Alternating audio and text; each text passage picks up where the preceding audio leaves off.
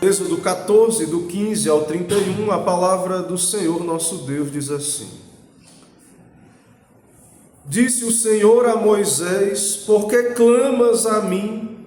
Dize aos filhos de Israel que marchem.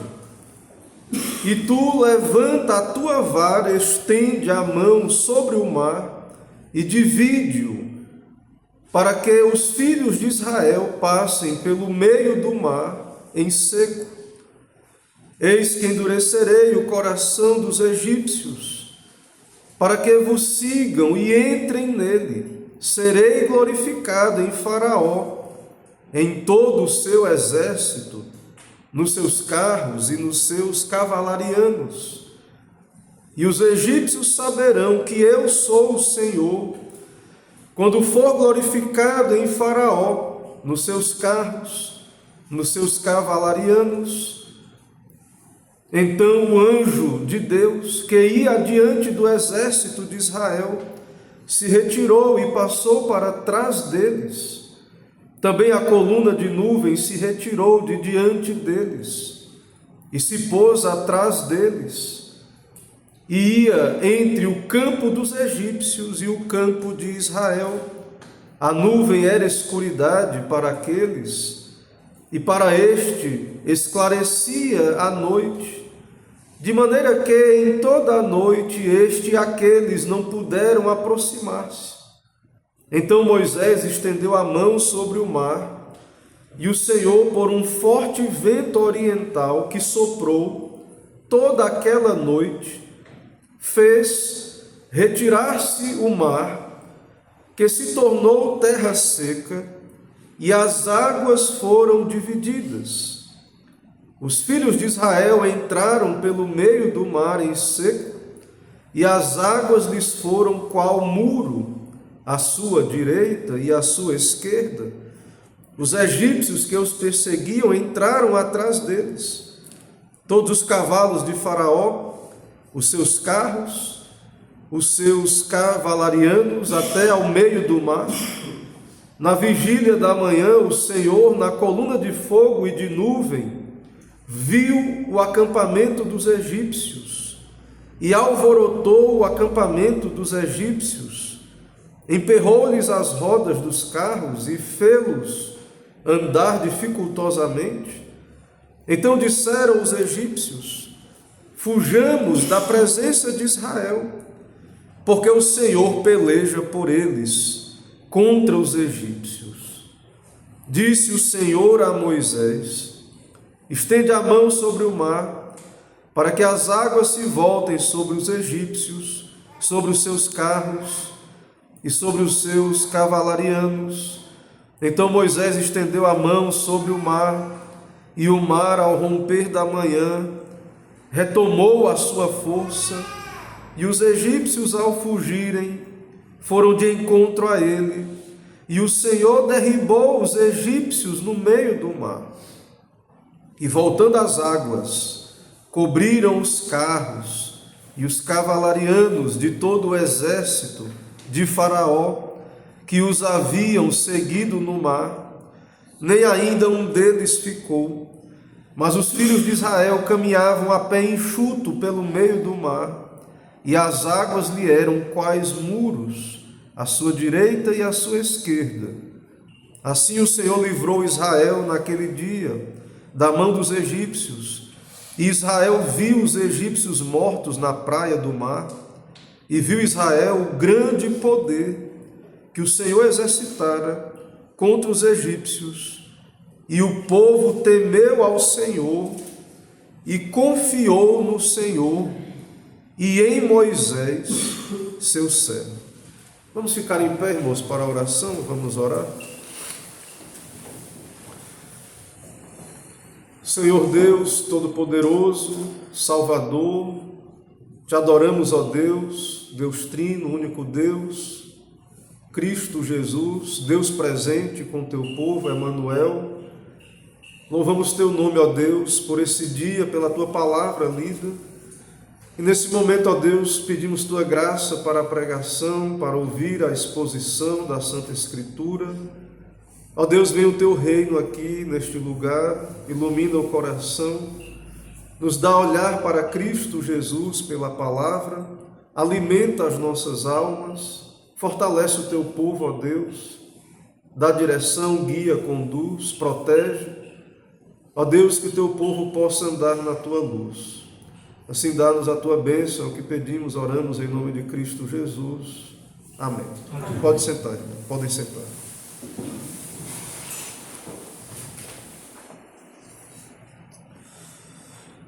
Meus irmãos, no domingo passado nós vimos Deus levar Israel para uma circunstância extremamente perigosa. E foi Deus que conduziu Israel no caminho do deserto. E então nós estamos nessa cena de Israel diante do Mar Vermelho. E então o exército do Egito, Faraó e o seu exército, vem e Israel está como que num beco sem saída, numa situação extremamente perigosa.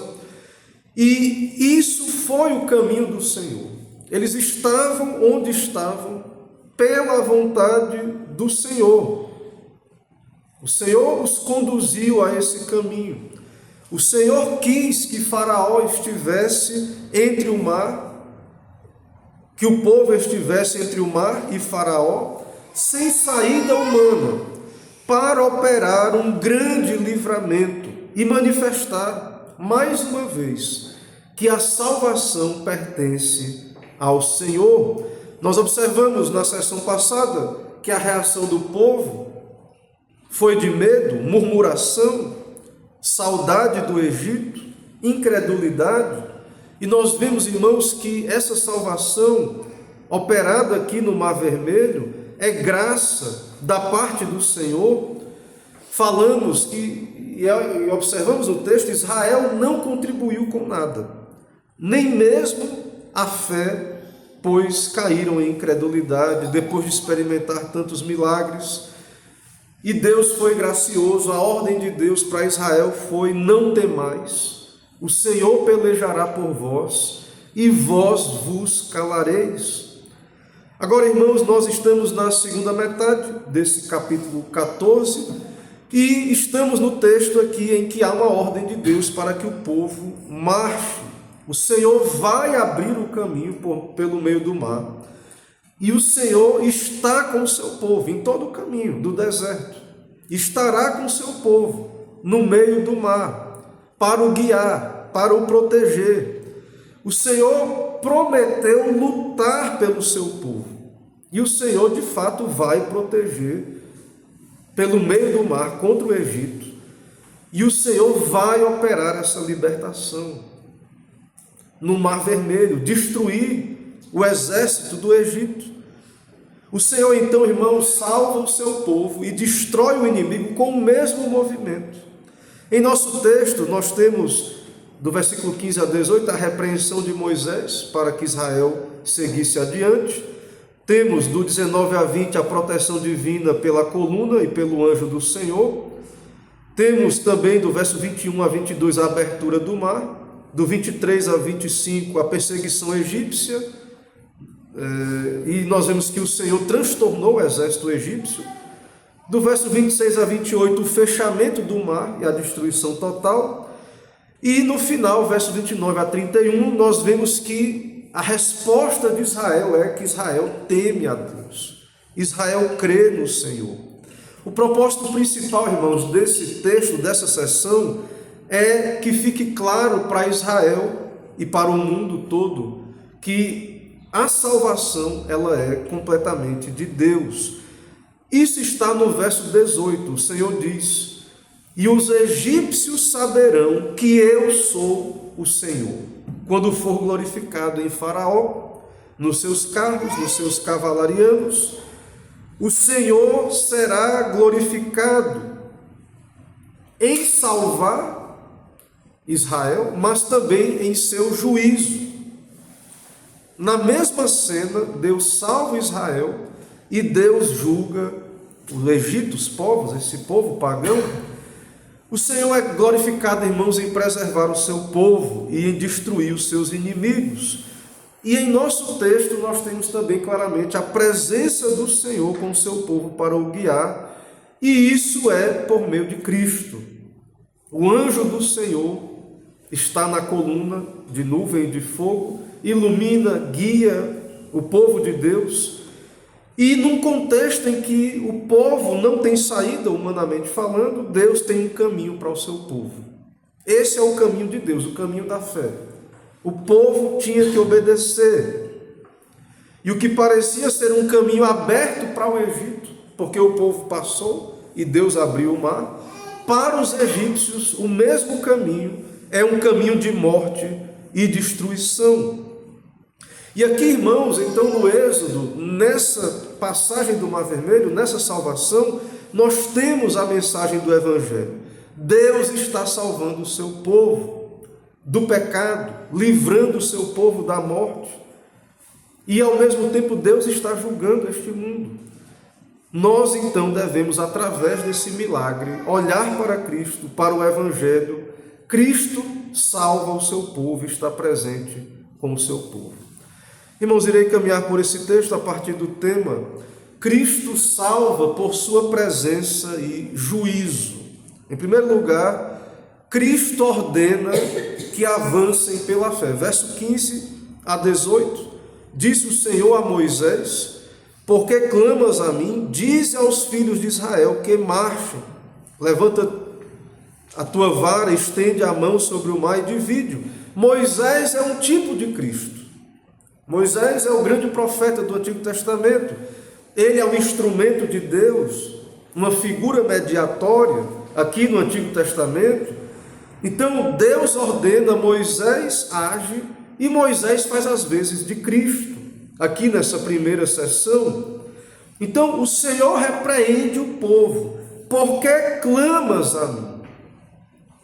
É claro, irmãos, que não há uma repreensão quanto à oração, ou uma proibição da oração, mas Deus corrige o povo, porque o povo é guiado por Deus, está no caminho de Deus, e há tempo para orar, mas há tempo para trabalhar, há tempo para agir, há tempo para movimentar-se. Uma vida de oração não é sinônimo de uma vida passiva. A vida piedosa, a vida espiritual, a espiritualidade bíblica não é sinônimo de passividade. Vamos orar e não precisa fazer mais nada, não precisa vir à igreja, ouvir a pregação, o meio de graça, não precisa fazer boas obras para a glória de Deus, viver uma vida comum do lar que glorifique a Deus. Não, irmãos. A oração é um aspecto da nossa piedade, mas a fé vai conduzir às boas obras, orientadas por Deus. Deus ordena: vá por esse caminho, me obedeça, obedeça a minha palavra. Deus diz como devemos proceder. Oração é um aspecto do que Deus nos ordena, mas não para na oração. Deus é o Salvador, a salvação pertence a Deus, os meios são de Deus, de salvação, e o salvo é chamado à responsabilidade, à obediência, a orar, claro, mas a obedecer, ou seja, a avançar, orar e trabalhar, avançar debaixo da ordem de Cristo. Então, a fé salvadora, a fé bíblica, agarra-se à palavra de Deus, à promessa de Deus. E no verso 15, Deus diz ao povo, o imperativo é: sigam, marchem, porque clamas a mim, diga aos filhos de Israel que marchem. Não é, irmãos, nenhum tipo de triunfalismo. O mar estava fechado. Quando Deus disse assim, diga aos filhos de Israel que marchem, não tinha mar aberto ainda não. Isso vai acontecer. E aí na sequência, Moisés vai levantar o seu cajado, a sua vara, e Deus vai abrir o mar. Isso não é nenhum tipo de triunfalismo, mas Deus deu a ordem que marchassem. Eles deveriam andar mesmo com o mar fechado, porque a obediência é uma obediência da fé. Mesmo não tendo nenhuma evidência de escape, o exército atrás, o mar fechado à frente, Deus revelou e disse: eu quero que marche. Deus guia o seu povo. Cristo é o cabeça da igreja, é o rei da igreja. Cristo dirige a sua igreja e a igreja deve obedecer a Cristo, a sua lei, a sua palavra, aquilo que está revelado. Cristo é o Senhor do caminho. Tira do Egito, leva o povo pelo caminho e ele, o caminho é dele, ele é que diz. Ele governa, ele conduz. O caminho de Cristo, meus irmãos, não é o caminho da vista, do que parece bom à vista. O mar estava ali fechado. Eles precisavam crer, ter fé na palavra. E Deus diz, versos 17 e 18, que endurecerá mais uma vez os egípcios e que será glorificado. Irmãos, o evangelho, a salvação, a obediência, claro que é benéfico a nós obedecer a Deus. Mas há um propósito maior, a glória de Deus, a nossa fidelidade a Deus. Deus vai ser glorificado em nos salvar, em nossa obediência. Os egípcios saberão que Deus é Deus, porque Deus deu a ordem, o povo vai passar a pé enxuto e os egípcios serão destruídos no mar. Então esse avanço, além do bem da igreja, coopera para o bem da igreja, mas Deus quer revelar a sua glória, ser glorificado, e Deus é glorificado em libertar o seu povo e julgar o inimigo, o opressor. O Senhor vai administrar todas essas coisas. E nesse contexto, a igreja, que Israel, não era para ficar paralisado pelo medo, estagnado, exército atrás, mar à frente. Deus disse para o povo seguir. E nós, irmãos, a igreja no Novo Testamento, o Senhor já nos deu a sua palavra. Nós temos na Escritura. O apóstolo Pedro, em 2 Pedro, na sua carta, ele diz, 2 Pedro 1, do 3 ao 11, Pedro diz que o Senhor já nos deu tudo o que nós precisamos para a vida e para a piedade. A oração é um aspecto, mas nós devemos avançar para a obediência. Veja 2 Pedro, capítulo 1, do 3 a 11, o apóstolo Pedro, o Senhor Jesus fala, por meio de Pedro aqui, o Senhor Deus fala: visto como pelo seu divino poder nos têm sido doadas todas as coisas que conduzem à vida e à piedade, pelo conhecimento completo daquele que nos chamou para a sua própria glória e virtude, pelas quais nos têm sido doadas suas preciosas e muito grandes promessas, para que por elas vos tornei coparticipantes da natureza divina, livrando-vos da corrupção das paixões que há no mundo. Aí veja agora a sequência de coisas que Pedro diz, o Senhor diz através de Pedro, que devemos fazer. Por isso mesmo, vós, reunindo toda a vossa diligência, associai com a vossa fé a virtude, com a virtude o conhecimento, com o conhecimento o domínio próprio, com o domínio próprio a perseverança, com a perseverança a piedade, com a piedade a fraternidade, com a fraternidade o amor. Então veja que há um progresso, que tudo que nós precisamos nós já temos, mas há algo a ser desenvolvido. A salvação nos é dada pela graça e nós somos também chamados a desenvolver a nossa salvação com temor e tremor, sabendo que Deus opera em nós tanto querer quanto efetuar. E Pedro diz: essas coisas existindo em vós e aumentando, fazem com que não sejais nem inativos nem infrutuosos. Vai haver progresso, a igreja não vai estar parada. Então é necessário progredir, orar e trabalhar, e aqui no nosso texto era seguir avante, marchar em direção ali àquela situação em que Deus iria abrir o mar, mas era pela fé, eles não sabiam exatamente como seria aquilo. Em segundo lugar, Cristo presente protege. Isso está do verso 19 a 22. Temos aí, o texto diz que o anjo de Deus, que ia adiante do exército, se retirou e passou para trás deles.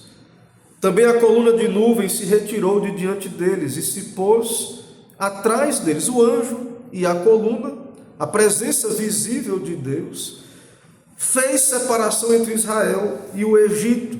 E nós sabemos que o anjo do Senhor é o próprio Senhor Jesus Cristo. Emanuel, presente, Deus presente, é o anjo de Deus. A coluna também era a presença visível de Deus. E a coluna estava à frente porque guiava o povo. E agora a coluna fica atrás, separando do exército egípcio para proteger o povo. E ao mesmo tempo que essa coluna lança luz para Israel, lança trevas e empecilho para o Egito. O anjo de Deus se retirou para detrás, uma função de proteção, de separação. O anjo do Senhor não é qualquer anjo, mas o anjo do Senhor, de fato, é o Cristo pré-encarnado, é uma cristofania. Cristo está presente, Cristo é o cabeça da igreja, Cristo lidera o seu povo, Cristo é o líder do seu povo para a salvação, para o êxodo desse mundo, governa a igreja. Cristo é o único cabeça da igreja e líder do seu povo. E o Senhor não deixa o seu povo andar em trevas ou em seus próprios caminhos. A igreja é guiada pelo Senhor. A igreja é governada pelo Senhor. E ao mesmo tempo que Cristo governa a igreja, ele transtorna o caminho dos ímpios. Aqui no texto, os egípcios serão destruídos. Então nós vemos, irmãos, as várias ações de Cristo com a sua igreja. Ele não apenas orienta, mas ele separa dos egípcios, ele bloqueia, ele impede a aproximação do inimigo. E então nós vemos que ele trouxe trevas, escuridade sobre o Egito e luz para Israel. Israel atravessa a pé enxuto, com claridade. Ou seja, Cristo está presente com o seu povo e é um efeito completamente oposto. A presença de Cristo conosco e o efeito dessa presença com os ímpios. E Cristo abre o caminho do mar. Moisés, mais uma vez, tipo de Cristo, verso 21, estendeu a mão sobre o mar e o Senhor, por um forte vento, Deus usou um vento oriental, mas sabemos não foi um mero vento, porque há uma ação do poder de Deus.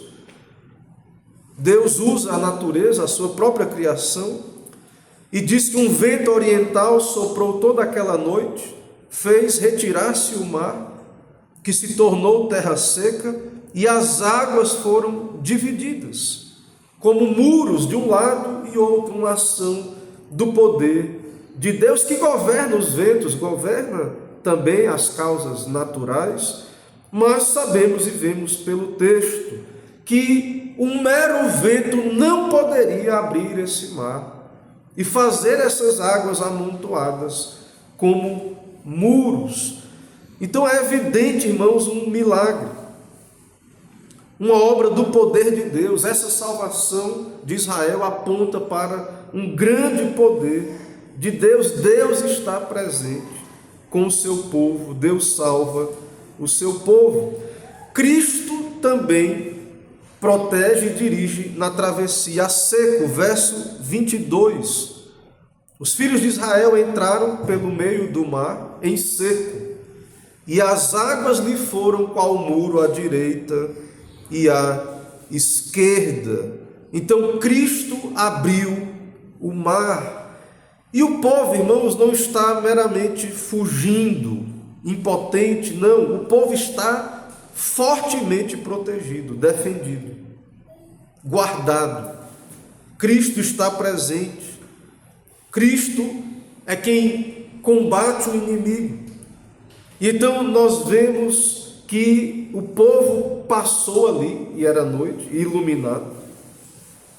E o inimigo então foi contido, E, finalmente, temos agora, no terceiro ponto, Cristo presente em juízo, verso 23 ao verso de número 31. Os egípcios, então, ousam entrar no mar atrás dos filhos de Israel. Eles perseguem Israel e entram no caminho que Deus abriu para o seu povo. Na vigília da manhã, o Senhor, na coluna de nuvem, viu o acampamento dos egípcios e alvorotou. Deus vai confundir esse exército. E isso é o que, irmãos? Cristo está presente para cuidar do seu povo, guardar, proteger, mas Cristo está presente como juiz contra o inimigo. É uma armadilha para os egípcios andarem naquele caminho. Cristo atraiu o inimigo para dentro daquele caminho que ele abriu por graça para o seu povo, e Cristo vai confundir, alvorotar o exército dos egípcios e manifestar que a salvação é dele, é do Senhor. Irmãos, veja como o ímpio, e aí temos um retrato da dureza do coração do homem, aqui no caso em Faraó e nos egípcios, como o ímpio ousa até o fim ir contra Cristo, entrar no caminho que Deus abriu para o povo passar pela sua graça. Tenta seguir Israel no mesmo caminho. Deus abriu esse caminho para o seu povo de redenção, e eles querem usar o mesmo caminho para perseguir, para destruir o povo de Deus. E eles é que vão ser destruídos. Eles querem acabar com Israel, mas é eles que serão destruídos, e por causa da dureza do seu coração. No verso 24 diz que o Senhor olhou na vigília da manhã pela coluna e turbou aquele exército. É claro, irmãos, que Deus contempla os ímpios, todos os seus inimigos, mas aqui um olhar de um juiz irado, de um Deus irado. Deus confundiu aquele exército, ele contempla o seu inimigo no devido tempo, e quando o inimigo percebe, já é tarde. Esses que lutam com Deus são loucos, estão numa luta da qual não sairão vivos. O Senhor olha, o Senhor julga os seus inimigos, e o ímpio, os egípcios, reconhecem tarde demais. Veja no verso 25. Emperrou-lhes as rodas dos carros e fê-los andar dificultosamente. Então disseram, os egípcios percebem que Deus está contra eles. Fujamos da presença de Israel, porque o Senhor peleja por eles contra os egípcios. Rodas dos carros emperraram ou quebraram. Houve uma confusão naqueles carros, naqueles cavalos. O fato, irmãos, é que claramente eles perceberam que Deus está combatendo contra eles, mas isso já tarde. É o que acontece em geral com os ímpios. Os ímpios, meus irmãos, eles estão endurecidos, eles perseguem a igreja, eles estão contra Deus, eles lutam contra Deus. Quando finalmente reconhecem, é o Senhor, estamos lutando contra o Senhor, infelizmente já estão condenados. É o caso desse texto, desses ímpios aqui no texto. E Cristo ordena a sentença. Verso 26. Disse o Senhor a Moisés: estende a mão sobre o mar, para que as águas se voltem sobre os egípcios, sobre os seus carros e sobre os seus cavalarianos. O Senhor então dá ordem e juízo é executado contra o Egito por meio do mediador aqui do texto designado, o profeta Moisés, que sabemos aponta para Cristo. E nós então vemos aqui, irmãos, que Deus usa instrumentos, o mediador, que é Cristo hoje, tanto para salvar, quanto para condenar, para julgar. Então nós vemos que quem abriu e fechou o mar foi Deus. O Senhor Jesus está presente, e o Senhor Jesus é quem julga.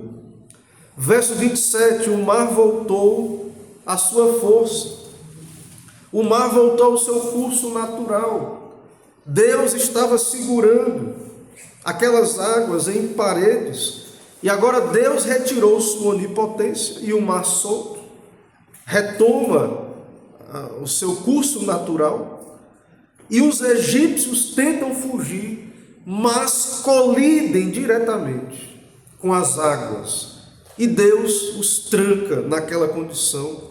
Eles não podem fugir, e foram visivelmente e publicamente destruídos em batalha, envergonhados, destruídos, derrotados. O juízo de Deus, de Cristo, sobre eles, juízo total, verso 28, e voltando às águas cobriram os seus carros, e todo o exército de Faraó, que os haviam seguido no mar, nem ainda um deles ficou. Total juízo, destruição total desses ímpios, homens cruéis. É justo, é o que eles queriam fazer com Israel. Eles queriam acabar com Israel, com a igreja, com o povo de Deus, e eles foram destruídos. Quanto a Israel, irmãos, o povo passa em segurança, como falamos, pé enxuto, águas como um muro, separação absoluta, Deus com o seu povo, Deus abriu, Deus fechou no tempo devido as águas, o Senhor salvou, e parte dessa salvação executada aqui é a destruição do inimigo. É o que acontece na cruz do Calvário. Cristo, na cruz do Calvário, ele pisou na cabeça da serpente, ele destrói Satanás. Ele paga o nosso escrito de dívida e ele envergonha na cruz do Calvário as potestades, Satanás, as potestades foram envergonhadas. O Senhor Jesus triunfou ali na cruz pendido, morte de cruz, morte amaldiçoada em nosso lugar. Jesus Cristo venceu a morte, pagou a nossa dívida, triunfou por meio da cruz. Então isso confunde, irmãos, o inimigo, porque Deus salva, Deus ao mesmo tempo julga, e isso, como falamos com relação à cruz de Cristo, também acontece ali. E então, com relação ao povo, o Senhor o salvou, verso 30, Deus o salvou, livrou Israel, a salvação é de Deus, o livrou da mão dos egípcios, e Israel viu os egípcios mortos no mar. E no 31, Israel reconhece, crê em Deus, crê na mão de Deus, crê no Senhor e no seu instrumento, Moisés, e submete. A ideia de que o povo creu e temeu é que o povo agora submete, reconhece, vai então responder com obediência a Deus e ao seu instrumento mediador, que aqui é Moisés. Vai temer a Deus, vai submeter a Deus, a palavra de Deus e aos seus instrumentos, porque Deus é o Senhor, a salvação é dele, dele é os meios também, ele usa os meios que ele quer e tudo isso. Irmãos, ainda aplicações finais a partir desse texto. Meus irmãos, a salvação de Deus ocorre em meio ao juízo. Na cruz foi assim, como falamos, Cristo julgou, derrotou Satanás, as potestades do inferno na cruz do Calvário.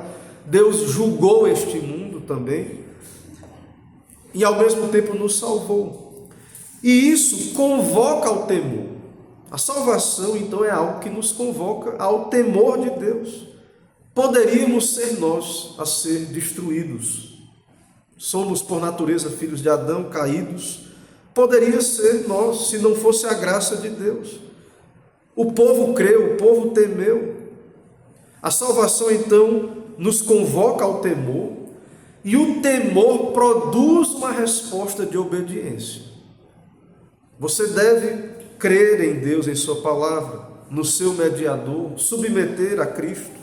Salvo, creia em Deus, tema a Deus, obedeça. Salvação em que não produz temor, reverência.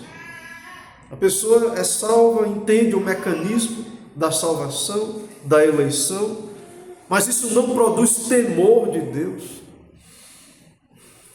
percepção da malignidade, do pecado, de quão grave coisa é desagradar a Deus, pecar contra Deus. Então, a salvação ocorre em meio ao juízo e convoca ao temor. Adore a Deus, reconheça que a glória é só dele na salvação. Em segundo lugar, crer não deve ser algo pontual na vida do crente, mas constante. Não é apenas crer no passado, mas você é salvo pela fé, pela graça mediante a fé, e é chamado a uma vida de obediência, de andar em arrependimento e fé.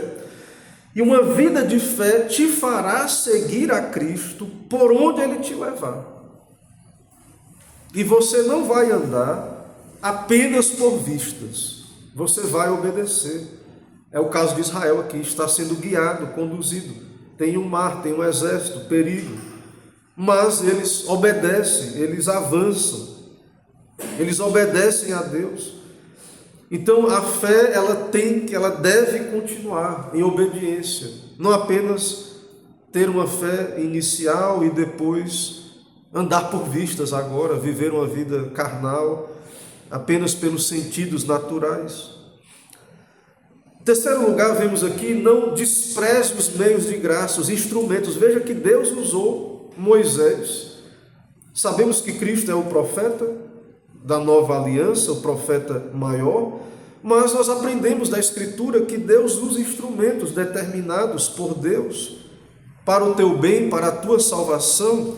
E no verso 31 diz que viu Israel o grande poder que o Senhor exercitara, e o povo temeu ao Senhor e confiou no Senhor e em Moisés, o seu servo.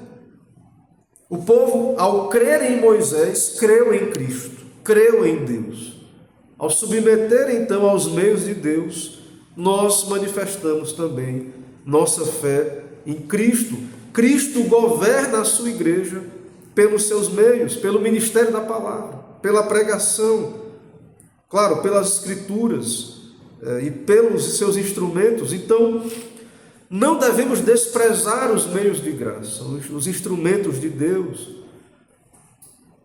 Os meios de graça também a oração, leitura bíblica particular, especialmente a pregação pública da palavra.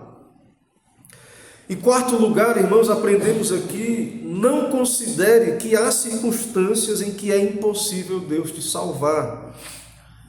A salvação de Deus não segue a nossa lógica natural. Vemos aqui o povo perdido diante de um exército poderoso, e o que ele devia fazer era olhar para o Senhor, não para aquela circunstância. Então, não considere, independente da situação em que você se encontra, alguma tribulação, aflição, Deus, você está onde Deus quer que você esteja, não se desespere, submeta-se a Deus, se humilhe diante do Senhor, vá a Cristo e reconheça que Deus é poderoso para salvar por meio de Cristo.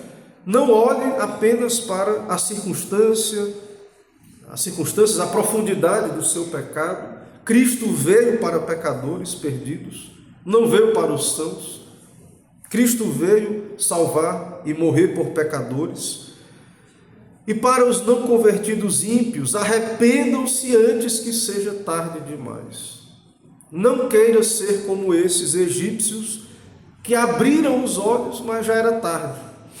Viram que estavam lutando contra Deus, mas já está tudo perdido para eles. Então, é necessário arrependimento, quebrantamento, em buscar ao Senhor enquanto se pode achar. Irmãos, então que o Senhor nos abençoe, que o Senhor aplique sua palavra aos nossos corações, que possamos entender que Cristo salva por sua presença e juízo. Vamos orar, irmãos. Vamos ficar em pé, vamos orar.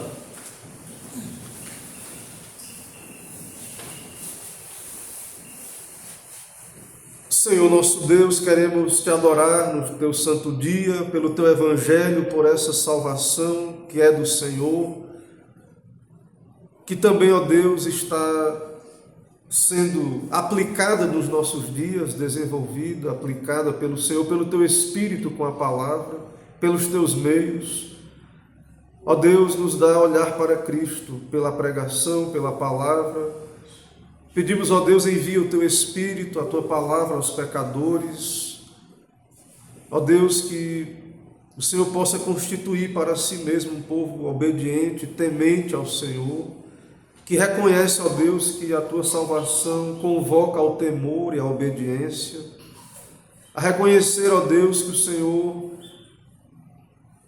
ao Senhor pertence a salvação e que o Senhor administra pelos meios que o Senhor determinou, que devemos submeter a esses meios, honrá-los para o nosso próprio bem.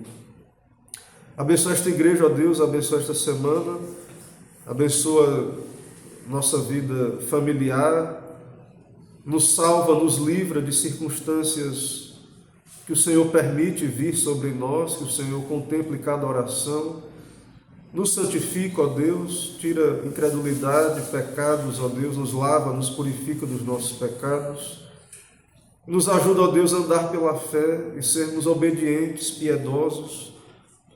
Também não nos permita, ó Deus, apenas ter uma piedade paralisada e inativa, mas nos ajuda, ó Deus, a orar, ter oração, ter uma vida espiritual, piedosa de oração, mas também agir, trabalhar, ler a Escritura, ter o culto doméstico em nossas casas, mortificar o pecado, fazer autoexame, ver, ó Deus, onde temos pecado no nosso dia a dia, contra o nosso próximo, o nosso cônjuge, os filhos.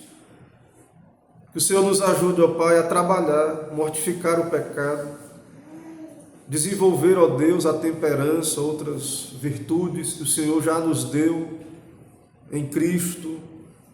Temos em Cristo todos os tesouros já conquistados para nós. E precisamos, ó Deus, que o Senhor aplique a nós estas coisas, nos dê graça, nos fortaleça. Abençoa, ó Deus, as famílias, os esposos, as esposas, os filhos. Que haja unidade, amor, que haja progresso espiritual. Nos dá uma boa semana, nos leve em paz. Nos abençoe, no nome de Jesus que oramos. Amém.